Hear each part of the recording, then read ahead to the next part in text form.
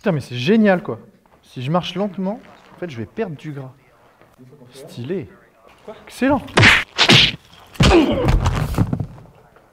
Si t'as pas de labo, t'as blablaro, t'as blablaro.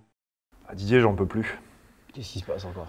J'en peux plus de tous ces qui me disent qu'il faut courir 45 minutes pour perdre du gras. Alors, t'es sûr, on est 8 milliards de connards. Bon, chers amis chimistes, bonjour à tous. Wesh. Wesh. Bien ou quoi? Ça va ou quoi? Didier Resse, que j'invite sur la chaîne pour venir nous parler un petit peu du coup de la physiologie de l'exercice, donc il est préparateur physique, co-auteur de la Bible de la préparation physique avec Pascal Prévost, le premier bouquin de prépa physique que j'ai lu d'ailleurs il y a quelques années, je l'ai déjà lu 2 fois, et merci pour la nouvelle édition. N'oubliez pas d'en acheter plein parce qu'on touche quand même 1,30 € à chaque fois. Hein, donc au bout de 20, on peut se faire un resto.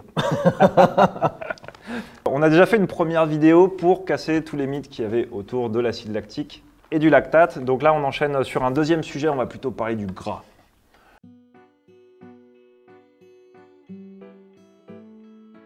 Commençons déjà par faire un petit bilan sur nos stocks énergétiques. Grosso modo, l'énergie, on va la stocker principalement de 2 manières. On a le glycogène qui va être stocké dans le foie et les muscles. Donc, le glycogène, c'est un polymère de glucose. Et on en a grosso modo à peu près quelle quantité de glycogène qu'on peut stocker? Combien? 500 grammes? 500 grammes. Après, ça dépend de la masse musculaire.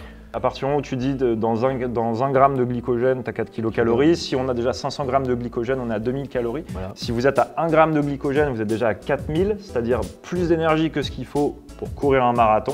On va en reparler. Et la forme de stockage la plus intéressante, évidemment, ce sont les lipides, puisque dans 1 gramme de lipides, vous avez 9 kilocalories. Donc en termes de densité énergétique, la forme privilégiée de stockage de l'énergie, c'est forcément les lipides. Prends quoi, un gars qui a 10 kg de lipides dans le corps? Par exemple, c'est exactement moi, c'est parfait. Donc c'est toi ça? Enfin, j'ai 10 kg de trop. Ok. Bon, c'est exactement moi. Dans ces 10 kg de trop, vous avez les 10 kg, donc 10 000 grammes fois les 9 kilocalories par gramme, vous arrivez à 90 000 kilocalories, soit l'équivalent de 30 marathons qu'évidemment vous ne pouvez pas courir, soit l'équivalent, on va dire, de 45 jours de jeûne. Je les sens taquins, nos internautes, ils vont dire, mais attention, 10 kg de masse corporelle, ça fait pas 90 000 kilocalories, on parle là que des lipides, hein, ouais. Pas du tissu adipeux. C'est-à-dire que si on prend les 10 kg de tissu adipeux, ça ferait 75 000 kilocalories. Okay. Voilà. Mais si on raisonne que sur les lipides, on était dans le vrai.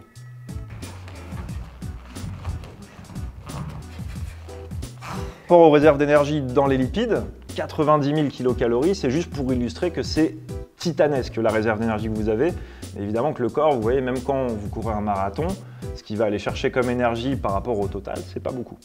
Un des objectifs aujourd'hui, c'est de voir au cours de l'effort, est-ce que finalement on consomme plutôt des glucides, plutôt des lipides, pourquoi l'un plus que l'autre, dans quelles conditions, et vous allez voir qu'il va y avoir quelques petites surprises.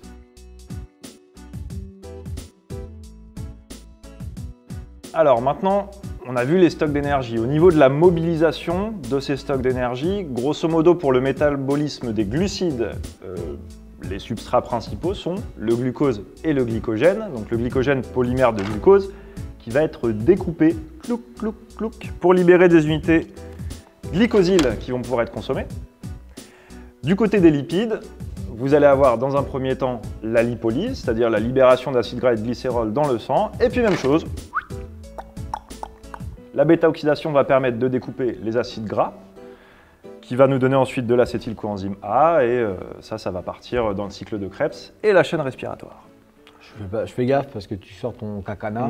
J'ai peur. De l'autre côté, on a un glycérol déjà, donc qui est un témoin direct de la lipolyse, et puis qui peut également aussi resservir de substrat, c'est ça, s'il rejoint le foie. Le muscle ne peut pas prendre en charge le glycérol. D'ailleurs, les alcooliques sont très au courant, hein. Le foie est en souffrance en général. Alors, ça ne veut pas dire que quand on fait du sport, on est alcoolique.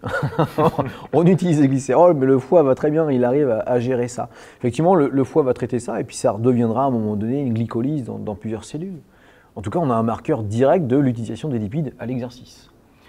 Et donc, on n'a pas un petit chronomètre dans le corps qui fait qu'au bout d'un certain temps, on arrête d'utiliser les sucres et on libère les graisses. Mais en fait, c'est complètement nul. Il faut courir au moins 3 quarts d'heure pour commencer à perdre du gras, quoi.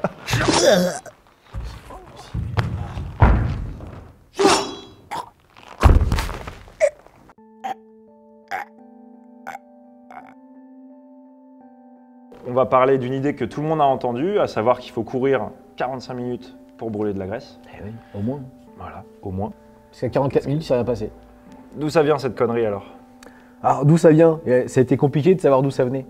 Alors, on a fait de l'investigation. Alors apparemment, hein, d'après nous, ce serait une étude de 1934 où ils avaient fait 240 minutes de pédalage, donc 4 heures, faisaient une mesure à 40 minutes, 90, 120 et 240. Et la première mesure à 40 minutes, donc c'est un ballon de baudruche hein, qui se fait remplir, il est vidé, on regarde le taux de CO2 et on arrive à extrapoler le taux de lipides consommés. Et donc à l'époque, ils disent qu'avec l'effort, la part des lipides augmente en fait à l'exercice. Ça suffit pour que certains récupèrent l'information en disant c'est à partir de 40 minutes qu'on oxyde les lipides, ce qui n'a aucun rapport avec les conclusions de la première étude de 1934. Pour les gens qui n'auraient pas fait de mise à jour, on est là-dessus, alors qu'effectivement, lorsque la cellule graisseuse, qu'on appelle l'adipocyte, se met à décharger, hein, c'est 3 acides gras et un glycérol, c'est pour ça qu'on l'appelle triacylglycérol, et le glycérol montant immédiatement dans le sang, bah, d'où vient-il?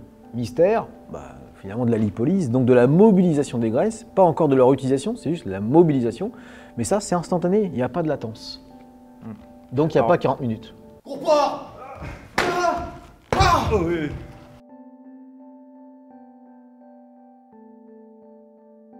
En gros, on l'a vu, les lipides, c'est la forme privilégiée en termes de stockage, c'est-à-dire qu'un gramme de lipides, c'est 9 kilocalories. Donc c'est ce qui contient le plus d'énergie, mais en revanche, l'énergie va être libérée lentement. Quand on considère les glucides, un gramme contient 4 kilocalories, mais là, l'avantage, c'est que l'énergie peut être libérée beaucoup plus rapidement. Autrement dit, c'est un substrat qui va permettre de développer plus de puissance. Bon, pour rappel, la puissance, c'est un débit énergétique, c'est-à-dire une énergie divisée par une durée. Donc si on prend un entraînement, mettons un total énergétique fixé, la puissance et la durée de l'entraînement sont inversement proportionnelles. En gros, ça veut dire quoi? Ça veut dire que si tu mets une intensité très élevée dans ton entraînement, pour une énergie donnée, la durée va être plus courte. Et inversement, si tu y vas très très cool, l'entraînement va pouvoir durer longtemps. Moi, j'ai rien compris, hein. Mais ouais. Maintenant, ça te soulève une question. En vue d'une perte de masse grasse, si on part encore une fois, hein, on prend 2 sportifs, on dit voilà, votre entraînement, mettons, c'est 400 kilocalories et on ne touche pas à ce total énergétique. Est-ce qu'il est plus intéressant, d'après toi Didier, de faire un entraînement long et très peu intense, ou alors de mettre beaucoup d'intensité, mais du coup sur un entraînement court? On est en isocalorique. On est en isocalorique, ça c'est important de bien le noter pour du coup ce qu'on va dire. C'est-à-dire que c'est là qu'on arrive à se tromper intellectuellement. C'est-à-dire qu'on se dit je vais consommer la même chose. Et c'est exact, en instantané. Ça veut dire sur les efforts. Mais ça veut dire qu'on oublie juste un truc, c'est que nous sommes des humains. Et que, contrairement à une voiture où on coupe le contact et là elle arrête de continuer à utiliser du carburant, nous, il se passe des choses. Alors, si on est en isocalorique, moi je préférerais quand même mettre la plus grande intensité possible. Et d'ailleurs, ça a été tranché, sans jeu de mots, il y a bien longtemps, parce qu'il y a la consommation instantanée en fait, du substrat, donc là ce serait le ratio lipide-glucide, mais après il y a l'arrêté, ce qui se passe encore une fois derrière, quand on est en train de récupérer. Et justement, alors il y a une étude que j'ai trouvée hyper intéressante là-dessus. Alors, ça fait peut-être pas le tour de la question, mais on va mesurer le ratio lipide-glucide, donc les proportions lipides et glucides, pendant l'entraînement et après l'entraînement sur une durée totale de 24 heures. Et là, ça a été très surprenant, je trouve, c'est qu'on se rend compte, celui par exemple qui met beaucoup d'intensité en proportion va consommer plus de glucides, moins de lipides que le sportif qui met moins d'intensité. Mais en revanche, ça s'inverse après l'entraînement. Ça veut dire que le sportif par exemple qui a mis énormément d'intensité, il a consommé beaucoup de glucides pour l'entraînement, mais il va consommer plus de lipides après l'entraînement. Alors que l'autre sportif, ça va faire l'inverse, si bien qu'à l'issue des 24 heures, on se rend compte qu'à entraînement isocalorique, ils arrivent aux mêmes proportions de lipides et de glucides. Donc il semblerait, en tout cas sur cette étude, que sur ces 24 heures-là, on arrive à la même consommation des substrats glucides et lipides, quelle que soit l'intensité de l'entraînement. Encore une fois, entraînement isocalorique, énergie fixée. Et ce qu'on oublie, c'est que là, on compare une situation donnée et on oublie de voir ce qu'il se passe dans le temps, parce qu'on est bien sur la question initiale, les gens, c'est tout ce qui les intéresse, et qu'est-ce que je fais pour perdre du poids? Et si je veux perdre du poids, je veux peut-être améliorer ma condition physique pour être capable de consommer encore plus d'énergie dans 3 mois. Parce que si on fait que des efforts modérés, il y a moins d'amélioration de la condition physique. Donc on balance moins les watts par la suite. Encore une fois, c'est une étude. Le scientifique, le chercheur cherche une information précise. Or, nous, ce qui nous intéresse, c'est finalement de l'applicable, du pragmatique. de la solution. Et dans les solutions, on va peut-être préférer améliorer notre condition physique et pas juste s'intéresser sur ce qui s'est passé. Nous, ça nous intéresse toujours, mais après, c'est ce que l'on fait de cette étude. Et d'autant plus que du coup, pour reprendre ce que tu dis, si on travaille à intensité plus élevée, on va construire plus de muscles. Si on construit plus de muscles, alors déjà, il y a un coût énergétique pour la reconstruction du muscle. Plutôt, oui, la reconstruction. Ça s'appelle la redistribution du glucose. À partir du moment qu'on a mis de l'intensité, on a vraiment utilisé en fait du matériau, sauf qu'une voiture ne peut pas se reconstruire la nuit. Nous, on arrive à se reconstruire et pour ça, ça demande de l'énergie. Et ça demande réellement, à partir du moment qu'on prend des molécules et qu'on les emmène à un endroit, il y a un coût énergétique difficilement en fait mesurable aujourd'hui. Je pense qu'il y a encore énormément de données qu'on n'a pas. Mais il y a le résultat, en fait, sans appel, qui est plus on a mis d'intensité, plus à terme, on perd du poids. Et là, il n'y a pas une étude qui arrive à contredire ça, en fait. Ouais. On a toujours l'impression que le cœur, on dit grossièrement, c'est une pompe. Ou des fois, on dit c'est un muscle. C'est surtout à la fois une pompe, un myocarde et un organe endocrine. C'est assez complet. Organe endocrine veut dire qu'il libère des hormones. Et alors là, c'est très simple. Plus il bat vite, plus les valves agissent, plus elle libère en fait une hormone qui est une hormone puissante sur la mobilisation des graisses. Donc quelque part, plus il va vite, plus je risque de mobiliser en fait mon gras. Et on voit bien que le taux d'acide gras non estérifié dans le sang monte en flèche, puisque ça commence par descendre. Ensuite, à l'arrêt de l'exercice, ça ne marque pas la fin de la mobilisation des graisses, ça continue à augmenter et ça ne redescend pas tout de suite à la valeur basale. Parlons marathon. Souvent, ce qu'on entend, c'est que le marathon, on consomme énormément de lipides, plus de lipides que de glucides. Et il y a une étude, moi, qui m'a pas mal surpris, du coup, c'est qu'ils ont pris 2 groupes, donc un groupe de coureurs dits rapides, avec une moyenne de 2h43 minutes, c'est ça? C'est ça. Et un groupe lent, alors il faut voir les lents, ils font le marathon à peu près 3h30, je crois, enfin plus de 3 heures, donc bon, déjà il faut le faire. Et en fait, on se rend compte que le groupe rapide, en gros, ils ont un quotient respiratoire qui vaut quasiment 1. Donc en gros, ils font tout leur marathon que sur l'énergie des glucides. Donc ça, déjà, assez surprenant. Donc ils tapent dans le glycogène. Alors ça peut paraître surprenant, mais quand vous regardez, on l'a dit au début, les stocks de glycogène, il suffit que vous ayez 1 kg de glycogène, ça fait 4000 kcal, vous l'avez votre marathon. Il est là. Et par contre, le groupe qui court un peu moins vite, on voit effectivement qu'ils vont taper un petit peu plus dans les lipides. Et puis plus l'intensité est faible, plus le ratio va aller en faveur des lipides. Mais encore une fois, comme on l'a dit, quand on prolonge les mesures sur 24 heures, à l'arrivée, on retrouve les mêmes ratios lipides-glucides chez les 2 groupes.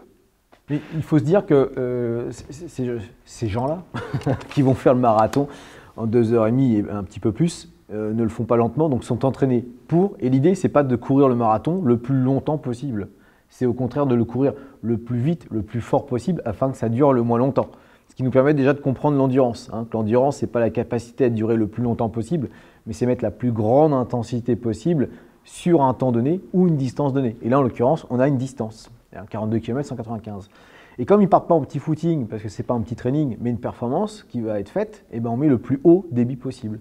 Donc effectivement, eux, ils ont l'entraînement et les stocks pour tourner en fait sur les glucides. Et ça demande une puissance que les lipides ne pourraient pas apporter de toute façon. Oui, c'est ça. Par rapport à ce qu'on vient de dire, si on diminue encore l'intensité, c'est-à-dire quelqu'un qui va mettre plus de temps à courir son marathon, je ne sais pas, plus de 4 heures, le ratio va encore évoluer en faveur des lipides sur du coup le même total d'énergie. Et maintenant, ce qui serait intéressant, c'est peut-être parler de l'étude qui a été faite sur les gens qui ont couru le marathon à jeun.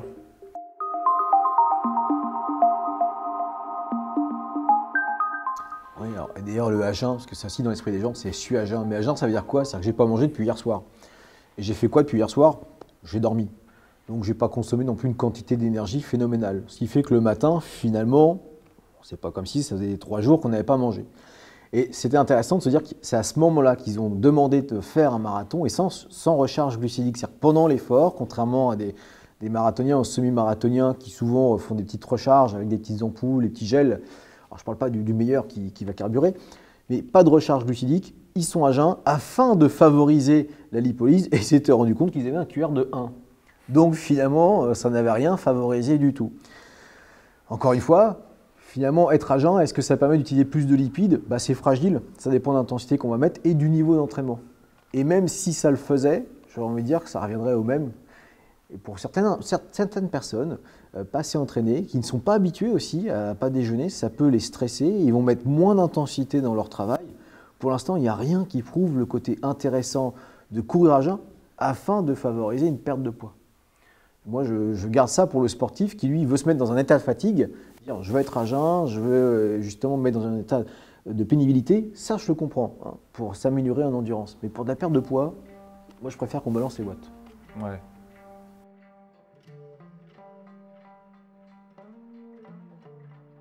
Du coup, on part du principe qu'on a 3 quarts d'heure, 1 heure pour s'entraîner. Est-ce qu'il vaut mieux faire du HIIT, HIIT pour High Intensity Interval Training, donc on va entrecouper des périodes, des durées où on travaille à intensité élevée avec des durées où on récupère, ou est-ce qu'il vaut mieux faire du travail continu à intensité plus modérée et à peu près constante? La question, c'est j'ai 40 minutes, est-ce que je dois mettre de l'intensité ou pas?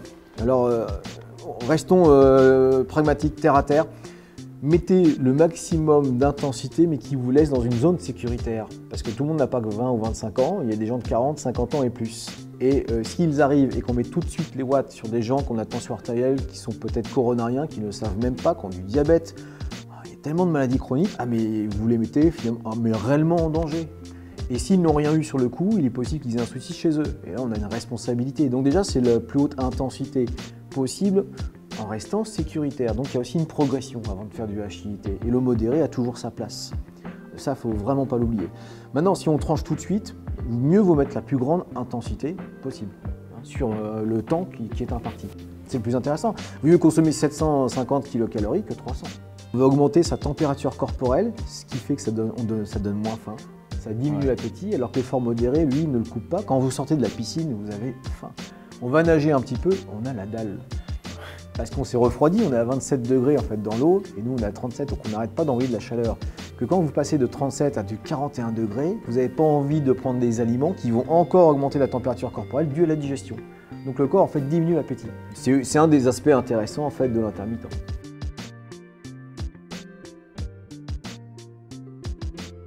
Bon bah les chimistes, on en arrive à la conclusion de cette vidéo. Donc là, je vais poser un petit peu la casquette de chimiste et reprendre plutôt la casquette d'éducateur sportif.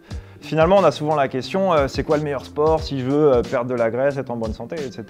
Vous prenez pas la tête avec tout ça. En fait, le meilleur sport, c'est celui où tu vas kiffer ta race et où tu vas pas te blesser, parce que tout simplement, tu vas y retourner, tu vas le pratiquer régulièrement. Et c'est là qu'on a des résultats, donc faut pas se casser la tête à se dire je vais plutôt faire du HIIT, m'entraîner plus, courir plutôt que faire ci ou faire ça. On s'en fout, faites ce que vous aimez, du moment que vous bougez, ce sera bon. Je t'en mettre moi de la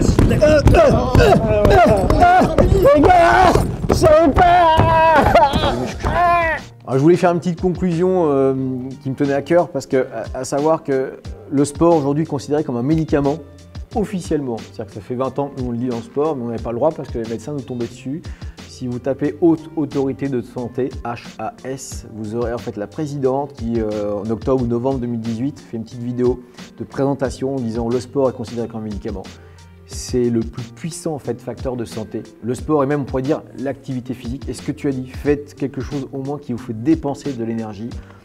La meilleure corrélation entre quelque chose et votre santé, c'est ce qu'on appelle le VO2 max, votre capacité à inhaler, transporter et surtout utiliser l'oxygène qui nous permet de libérer en fait, de l'énergie. Et si on est capable de transporter et d'utiliser plus d'oxygène, ça veut dire que votre cœur il bat vite, bien, c'est-à-dire qu'il transporte bien l'oxygène, donc on a des globules rouges, c'est-à-dire que les muscles sont actifs. Quand les muscles sont actifs, ils renforcent les os. C'est eux qui envoient un signal aux os pour se renforcer. C'est le plus puissant facteur de qualité de vie et même de vie prolongée, puisqu'on sait que l'activité physique régulière, c'est 3 ans de vie en plus en moyenne. Évidemment, on traverse la rue, on se prend une voiture, mais statistiquement, ouais, évitons, mais statistiquement, c'est quand même 3 ans de vie en plus, 7 ans pour les sportifs de haut niveau. Il n'y a rien qui nous donne ça en fait. Et en janvier 2019, l'INSERM, Institut national sur la santé et la recherche médicale, sort un petit pavé de 826 pages sur les maladies chroniques et du coup les bienfaits du sport pour ces maladies chroniques comme le diabète de type 2, la tension artérielle, l'obésité, etc., etc. On n'a pas trouvé mieux pour l'instant. Bouge ta race. Bouge ta race. Merci de l'invitation. Bah, avec joie. Du coup, bah, dites dans les commentaires déjà si vous avez des questions. Si vous souhaitez peut-être, je sais pas, qu'on fasse d'autres vidéos autour du sport plus tard. Ah putain. C'est des gerbeaux aussi, là. C'est taré ces mecs. Quoi. C'est des vargeaux. Hein. Et plus loin, pour les chimistes et les sportifs. Ouais, ça je vais courir me l'acheter. Alors si vous en achetez plein, je gagne pas un radis, puisque c'est pas moi l'auteur ni le co-auteur, mais je le trouve excellent, alors on vous le conseille en fait. Et c'est du lourd. Comme d'habitude, hein, vous pouvez suivre les aventures sur Instagram, Facebook, Twitter. Didier, ils peuvent te trouver sur Instagram et Facebook, lien en description. comme d'hab. Les liens vers les bouquins qu'on vous a montrés, enfin bref, tout ce qu'on a dit, il y aura des liens dans le descriptif, pensez à aller voir. Et si vous voulez soutenir la création de ce genre de vidéos, n'oubliez pas, c'est Tipeee et Utip. Et quant à nous, on vous dit à bientôt sur le tatami. On mesure les gaz, mais il y a aussi l'urée. On fait attention aux émonctoires. Bah, ça tourne là, je pense. Bah, tu peux le dire. Ouais, quand tu fais caca, on s'intéresse au gaz, à la chaleur et aussi aux excrétions. Tiens, bah, faut que j'aille au chiottes d'ailleurs. Couper. L'acide lactique. Oh ouais, ça c'est bon. Couper. Mais ça se trouve, il a lancé la caméra, ce con. Non, rien, en fait, c'est des gosses, ces mecs.